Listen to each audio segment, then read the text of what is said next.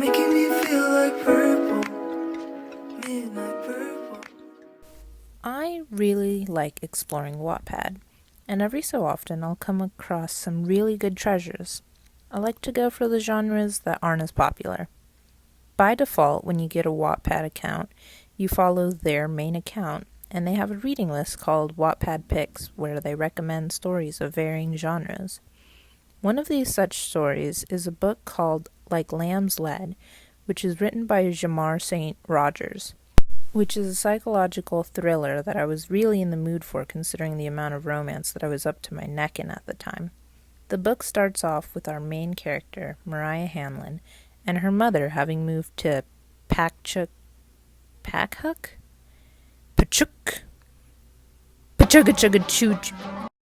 Well, anyway, they moved to Oklahoma to start a new life because her mom inherited a house from an unknown aunt. Not sketchy at all.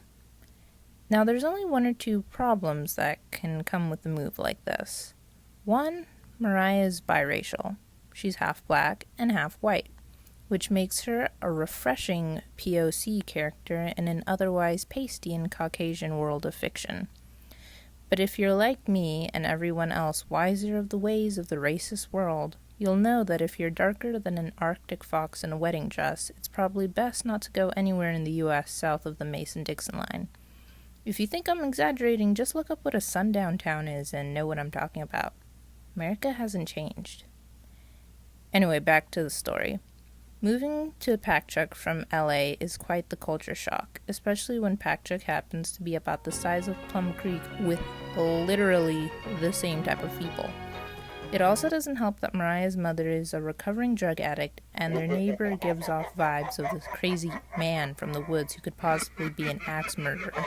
Now I'm going to go into spoiler territory, so if you've been intrigued and want to check out this book yourself, go to this time here for my overall review of Like Lamb's Lead and watch the rest of this video when you're done. So when Mariah goes to school, we get the montage of new schools suck, and being the new black kid sucks even more. Mariah inadvertently makes friends with the class outcast, Sheila, and through bonding over a period accident she had, they make a close bond. Yay? So here's the rundown on this Oklahoma Hicksville. There have been a lot of girls disappearing over the past few months, years, and so on. The townspeople are remarkably unfazed because who wouldn't want to get out of Pachuca, and they're chalking it all up to runaways. So in the montage of School Sucks, Mariah gets bullied by this southern sweetie known as Bella Hardgrove. She's mad because Mariah got paired up with Colt Colby in a project who is like the perfect boy in school, but who freaks out Mariah because he reminds her of a boy named Ethan from back home. That Ethan guy is important information, but just not right now, because Bella does the usual threatening mean girl threat that we've all heard a million times before. If you know what's good for you, you'll stay away from Colt Colby. I literally want to be anywhere but here. This is your last warning. Lay off. Are you even listening? I don't like him. He triggers my PTSD. After school, Mariah goes home and finds out that the police took her mom, drugged her, and brought her back home because she was having a schizophrenic episode. The handsome Colt Colby sticks around, makes some smooth talk, but Mariah's not buying it. Time out. I should also mention that Mariah had an identical twin sister named Mercy, but she died. She was murdered, and Mariah talks to her like a guardian angel she wishes was still around. Anyway, back to the story. Colt leaves and promises to stop by and check up on her because he's a good neighbor. Basically, he's all like, yeah, your mama was real kooky. Good thing my mama's a doctor, so she sedated her. Don't even worry about that last part, though. Why was my mom out of the house? Well, I gotta go. Hey, by the way, you might want to get this crack in your landing fixed. It'd be a shame if you or your mama broke your neck on it. What? See y'all! 5 minutes after this strange encounter, Mariah is attacked in the dark by her friendly local Alex Littlejohn. He is the exposition key to cracking on what's going on here. The rundown is basically that Mariah's aunt was like the town voodoo witch lady. She has an ability known as whispering, which allows her to talk to the dead, and it allowed her to fend off the Colby family.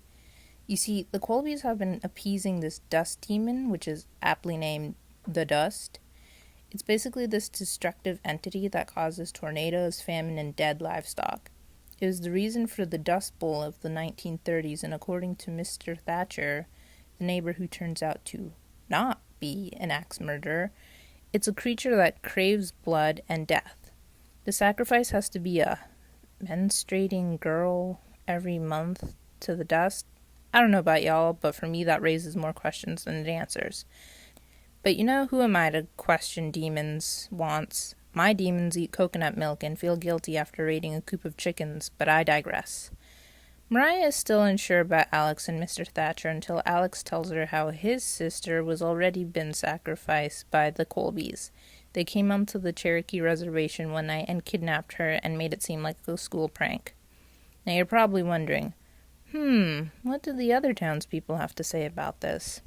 Well, we got ourselves some classic Southern Gothic, in which case the entire town is in on the secret about the dust and are willing to give as many sacrifices as it takes to keep the demon's hunger satiated. Mr. Thatcher then explains that her great-aunt Shannon has the ghosts stop the madness and helped targeted girls escape via Shannon's own version of the Underground Railroad. Harriet Tubman who? I only know Aunt Shannon Dawson. However, Shannon wasn't able to save everyone, mainly a girl named Bella Hardgrove. She's dead? But how? Well, it turns out that Aunt Shannon can also reanimate the dead to come back, beautiful, alive, and very much unlike anything seen on The Walking Dead.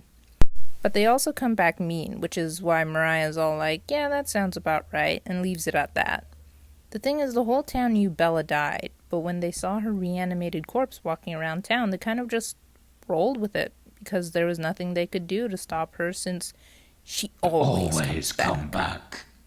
However, since they knew Shannon was responsible for dead Bella coming back to life, Sheriff Colby decides to go into her home and push her off the steps so she breaks her neck on the landing. So that's why Colt Colby was insinuating a disastrous accident that actually happened in the past. With all this revelation, Mariah finally admits why she was so cagey all this time and why she didn't trust Colt Colby because of the Ethan thing. See? I told you that'd be important later on. When she was 14, she met Ethan on Tumblr, which, by the way, girls, let me tell you, just as risky as meeting up with someone from Craigslist. They bond over the usual geeky things that every teenage girl loves.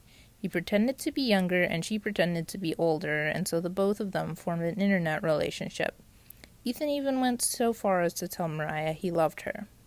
Now, in true creepy fashion, Ethan makes his way from Bum Bum, Nevada to LA to surprise Mariah for a date, and the two spend it in Hollywood having the time of their lives. Except, in true pedophile fashion, Ethan tries to get Mariah back to a motel room with him, which she adamantly refuses, and then cuts off all ties with him. Crisis averted? Not really. Ethan continues to bombard Mariah with threatening texts and voicemails about how he's going to make her pay, and then one day, he does just that. Somehow he found her address and broke into the apartment, but instead of killing Mariah, Ethan killed Mercy, her twin sister, because he thought it was her. Out of fury, he strangled the unsuspecting Mercy, who had stayed home alone after not wanting to spend the week with their dad, who had custody that day. The thing is, Ethan never got to see the inside of a cell because during transport he was viciously killed and died, and Mariah had seen it as swift justice. But what she then finds out is how Ethan died. Her great-aunt Shannon had whispered spirits to make Ethan pay, and it worked out. So after Mariah decides to use her whispering power, and when she does, well, weird stuff goes down. First of all, she brings back her dead great-aunt, who then makes more crazy magic mojo happen. They're gonna trap the cultists and the Colbys. So they lure them all to Mariah's house, and when they come, weird stuff happens. Mariah gets shoved out of her body, and Mercy gets shoved in, and puppets Mariah's body around to exact some tormenting revenge. Their mom comes out, and a whole lot of voodoo mumbo-jumbo goes down. Bella comes dramatically from the woods and is like, I tried warning you that Colt was bad. Wait, that's what you meant when you were threatening me earlier? How much more obvious did you need it? Well, stand aside. Colt Colby is mine to kill. And she proceeds to go all psycho on him with a butcher knife that she brought along. Fun gal, really swell. Anyway, there's this huge tornado sweeping through town, but Mariah's family has it covered. And as the storm passes, Mariah gets shoved back into her body, and Bella, who's now at peace, is like, yeah, I kind of want to die for real now. Who wants my body? To which Mercy is just like, dibs! So, yeah, Mercy Hanlon ends up with Bella Hardgrove's body, and Mariah's mom is fine with that. The end. This story surprised me in a lot of ways. First off, I hadn't expected any supernatural aspect to it, and so when that happened, it kind of felt like a smack in the face. But I rolled with it. Another thing is the ending feels a little rushed at best and straight up ham-fisted at worst. Now I know it's a novella, and as such, it's going to be a bit on the short side, but there were moments that felt a bit too rushed to get to the point when fully fleshed out, and they were only partially realized to their full potential. But that doesn't take away that it's still a great story, and as such, it deserves a high recommendation. There are characters of color and a biracial protagonist. As a person of color myself, it is important to feel represented in media. I mean, there was even a Native American secondary character, who I wish I saw more of, by the way. That almost never happens.